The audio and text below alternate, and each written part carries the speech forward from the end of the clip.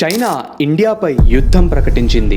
Yes, మీరు విన్నది నిజమే. కాకపోతే ఇది యుద్ధ భూమిలో జరిగే యుద్ధం కాదు. అయితే మరి ఏంటి అనుకుంటున్నారా?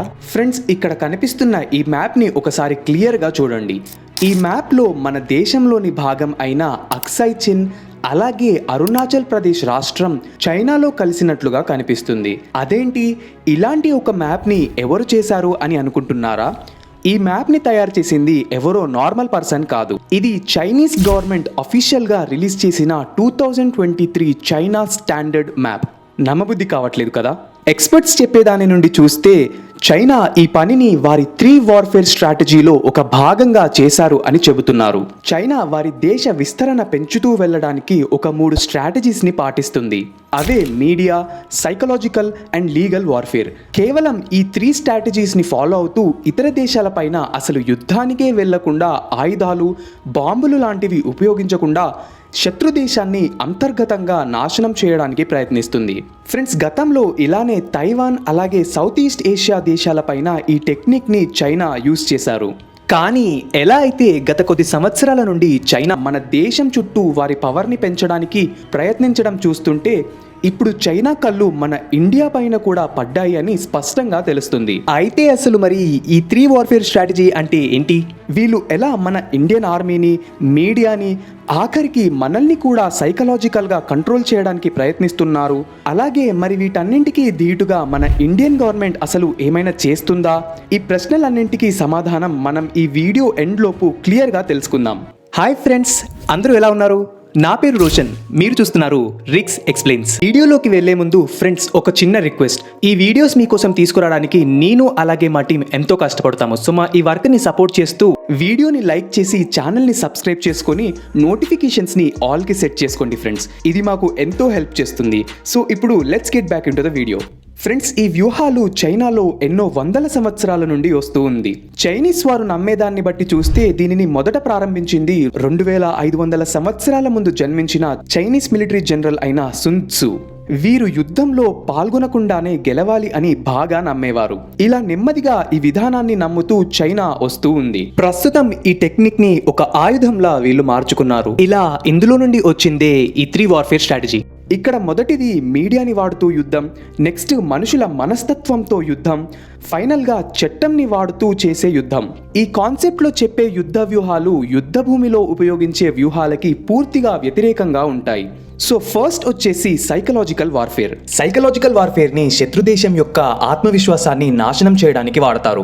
అయితే చైనా ముఖ్యంగా దీనిని మన ఇండియన్ ఆర్మీ పైన దాడి చేయడానికి ఎన్నోసార్లు ప్రయత్నించారు. ఏప్రిల్ 2013లో చైనా వారి మిలిటరీని చూపించడానికి చైనీస్ సోల్జర్స్ మన లదాఖ్లో ఉన్న చూమర్ అనే ఒక చిన్న గ్రామంలోకి దూరి అక్కడ ఉన్న సీసీటీవీని దొంగిలించుకు వెళ్లారు. ఇంకో రిపోర్ట్ ప్రకారం తెలిసింది ఏంటి అంటే గత 10 ఏళ్లలో చైనా 600 రెడీమేడ్ చైనీస్ గ్రామాలని లదాఖ్ నుండి ప్రారంభించి అరుణాచల్ ప్రదేశ్ దాకా మన ఇండియా సరిహద్దుల దగ్గర నిర్మించింది. ఇలా చైనా ఒకసారి ఇల్లులు కడుతూ కనిపిస్తే మరో దగ్గర డ్యామ్స్ ని నిర్మిస్తూ కనిపిస్తుంది. ఎక్స్పర్ట్స్ చెప్తున్న దాని ప్రకారం ఏదైనా దేశం ఒక సరిహద్దు ప్రదేశంలో ఇన్ఫ్రాస్ట్రక్చర్ డెవలప్మెంట్స్ చేస్తుంది అంటే అది శత్రు దేశం పైన మానసిక ఒత్తిడి పెంచడానికి ప్రయత్నిస్తుంది అని చెబుతున్నారు. ఈ సైకలాజికల్ వార్ఫేర్లో మరొక భాగమే హ్యాకింగ్. జూలై 2012లో హై లెవెల్ ఇండియన్ ఆఫీషియల్స్ వారి ఈమెయిల్స్ హ్యాకింగ్కి గురి అయ్యాయని కంప్లైంట్ చేశారు. ఈ officials MEA, MHA, DRDO, ITBP లాంటి పెద్ద ఆర్గనైజేషన్స్కి వర్క్ చేస్తున్నారు. ఈ సైబర్ హ్యాకింగ్స్లో ఈ హ్యాకర్స్ మన దేశం యొక్క సీక్రెట్ రిపోర్ట్స్తో పాటు చైనా అలాగే ఇండియా మధ్య ఉన్న 3500 కిలోమీటర్ల బార్డర్ దగ్గర మన ఇండియన్ సోల్జర్స్ నివసిస్తున్న ఆర్మీ బేసెస్ లాంటి కాన్ఫిడెన్షియల్ ఇన్ఫర్మేషన్ ని దొంగలించడానికి ప్రయత్నించారు. ఇన్వెస్టిగేషన్ ఏజెన్సీస్ ఈ హ్యాకింగ్ ఎవరు చేశారు అని చూసినప్పుడు ఇది ఒక చైనా బేస్డ్ ప్రైవేట్ గ్రూప్ చేశారు అని తెలిసింది. ఇలాంటి హ్యాకింగ్ చైనా నుండి ఎన్నోసార్లు జరిగాయి. Like Ladakh power grid hacking 2017, 2021లో UIDAI Indian Aadhaar cards hacking, ఇంకా భారత్ బయోటెక్ లాంటి వ్యాక్సిన్ కంపెనీస్ పైన హ్యాకింగ్ తో చైనా ఆయుధాన్ని ఎత్తకుండా మన దేశంలో టెన్షన్స్ ని పెంచి మన దగ్గర పవర్ ని కంట్రోల్ చేయడానికి ట్రై చేస్తుంది. నెక్స్ట్ వ్యూహం వచ్చేసి మీడియా వార్ఫేర్. 2009 నుండి 2013 మధ్య చైనా టిబెట్ని బలవంతంగా ఆక్రమించడానికి ప్రయత్నించినప్పుడు అక్కడి టిబెటిన్ తిరుగుబాటు సన్యాసులు వారిని వారు దహనం చేసుకోవడం స్టార్ట్ చేశారు. ఇలా ఈ 4 సంవత్సరాలలో 150కి పైగా సన్యాసులు ఆత్మహత్య చేసుకొని మరణించారు. అయితే ఇక్కడ చైనీస్ అథారిటీస్ ఈ ఘోరాలన్నీ ఇండియా కారణంగానే జరిగింది అని ముద్ర వేయడానికి చాలా ప్రయత్నించారు. ఇలా ఇండియా పైన ప్రెషర్ పెంచి ప్రపంచానికి ఈ మరణాలన్నింటికి ముఖ్య సూత్రధారి మనమే అని చూపించాలి అనుకున్నారు. ఇది ఒక రకంగా చైనా చేసే మీడియా వార్ఫేర్ లో ఒక భాగం. ఇదే కాకుండా చైనా మన news, movies, TV, books, debates లాంటి ఎన్నో ఎలిమెంట్స్ ని కంట్రోల్ చేయడానికి ప్రయత్నిస్తూ ఉంటారు. చైనీస్ అఫీషియల్స్ కి ఎంత తెలివి అంటే వాళ్ళ సొంత మీడియా ఛానల్స్ నుండి ఇండియాని విమర్శిస్తే ఆ ఎఫెక్ట్ ఇండియన్ గవర్నమెంట్ పైన పడదు అని డొమెస్టిక్ అలాగే ఇంటర్నేషనల్ లోని న్యూట్రల్ మీడియా ఛానల్స్ కి ఫండ్స్ పంపుతూ మన పొరుగు దేశాలకి మనపై గొడవలను సృష్టిస్తూ ఉంటారు. ఉదాహరణకి 2010లో డైలీ స్టార్ అనే న్యూస్ పోర్టల్లో ఇండియా హిందూ మహాసముద్రంలో మిలిటరైజేషన్ చేస్తుంది అని అండ్ దీనివల్ల బంగ్లాదేశ్ అలాగే శ్రీలంక లాంటి దేశాలకి ముప్పు ఉందని పోస్ట్ చేశారు. తర్వాత తెలిసింది ఏంటి అంటే ఈ డైలీ స్టార్ అనే న్యూస్ పోర్టల్ని ఒక చైనీస్ సంస్థ సృష్టించారు అని, ఇంకా ఇలాంటి ఎన్నో ఇంటర్నేషనల్ న్యూస్ ఛానల్స్కి చైనా నుండి ఇండియా గురించి చెడుగా రాయడానికి ఫండింగ్స్ వెళ్తున్నాయని తెలిసింది. ఈ లిస్టులో international media like wall street journal, New York times, బీబీసీతో పాటు మన ఇండియాలో న్యూస్ క్లిక్ లాంటి మీడియాస్ ఉన్నాయి. ఇలా ఈ నెగటివ్ ఇన్ఫర్మేషన్తో చైనా ప్రపంచంలో ఇండియాకి ఒక గ్లోబల్ లీడర్ అని వస్తున్న పేరుని పాడు చేయాలని, ఇంకా మన దేశంలో కూడా అందరూ ఈ చైనీస్ ఫండెడ్ మీడియా నుండి వచ్చే న్యూస్ని చదివి మన ఇండియన్ గవర్నమెంట్ని తప్పుగా చూపిస్తూ గొడవలు సృష్టించాలని ప్రయత్నిస్తున్నారు. What is India doing to counter China? Friends, ఫైనల్గా మరి చైనా చేస్తున్న ఈ పనులకి మన ఇండియా ఎలా సమాధానం చెబుతుందో ఇప్పుడు మనం చూద్దాం. స్టార్టింగ్లో మనం చెప్పుకున్నట్లు ఎలా అయితే చైనా ఇండియా బార్డర్స్లో గ్రామాలను నిర్మిస్తూ ఇన్ఫ్రాస్ట్రక్చర్ డెవలప్మెంట్ చేస్తుందో దీనికి ధీటుగా సిక్కిం అలాగే అరుణాచల్ ప్రదేశ్లో మన ఇండియన్ గవర్నమెంట్ మిలిటరీ అలాగే ఎయిర్ ఫోర్స్ బేసెస్ని ఆ ప్రదేశాల్లో ఇంకా ఎక్కువ పెంచుతున్నారు.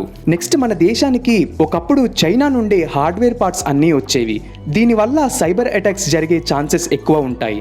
అందుకే దీనిని అడ్డుకోవడానికి మేక్ ఇన్ ఇండియాతో పాటు మన దగ్గరే సాఫ్ట్వేర్ అలాగే హార్డ్వేర్ని డెవలప్ చేయడం స్టార్ట్ చేశాము. నెక్స్ట్, సైకలాజికల్ వార్ఫేర్ వరకు ఇలా ఉంటే మన ఇండియన్ గవర్నమెంట్ చైనా చేసే మీడియా వార్ఫేర్ని ఎదుర్కోవడానికి ఏ న్యూస్ ఛానల్స్ అయితే చైనా నుండి ఫండింగ్స్ తీసుకొని యాంటీ ఇండియా ఎలిమెంట్స్ చేస్తూ మన దగ్గర ఫేక్ న్యూస్ని చూపిస్తుందో వారిని కనిపెట్టడం స్టార్ట్ చేశారు.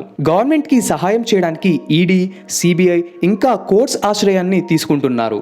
రీసెంట్గా ఇంటర్నేషనల్ మీడియా అయిన BBC News, News Click, News Herald పైన ఇండియన్ గవర్నమెంట్ లీగల్ యాక్షన్ తీసుకొని కోర్టులో కేసు వేయడం కూడా జరిగింది. ఇంకా ఫైనల్ గా చైనా చేస్తున్న లీగల్ వార్ఫేర్ ని కూడా ఎదుర్కోవడానికి ఇండియా ఫిలిప్పైన్స్ కి ఇండియన్ మిసైల్స్, వియట్నాం ఫైటర్స్ కి ట్రైనింగ్ ఇవ్వడం, ఇండోనేషియాలో మన సొంత సీపోర్ట్ పెట్టడంతో ఇలా మన ఇండియన్ గవర్నమెంట్ ఇవన్నీ చేస్తూ ఎంతో కష్టపడుతుంది.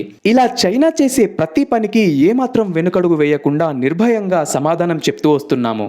ఫ్రెండ్స్, మనం చైనా చేసే ఈ ఘోరాలని చూసి ఎంతో తెలుసుకున్నాం. అలాగే మన ఫ్రెండ్స్ అండ్ ఫ్యామిలీ అందరిలో అవేర్నెస్ పెరగాలి అంటే ఈ వీడియోని వారందరికీ తప్పకుండా షేర్ చేయండి. నెక్స్ట్ వీడియోతో మీ ముందుకి వచ్చేంత వరకు జై భారత్, జై హింద్.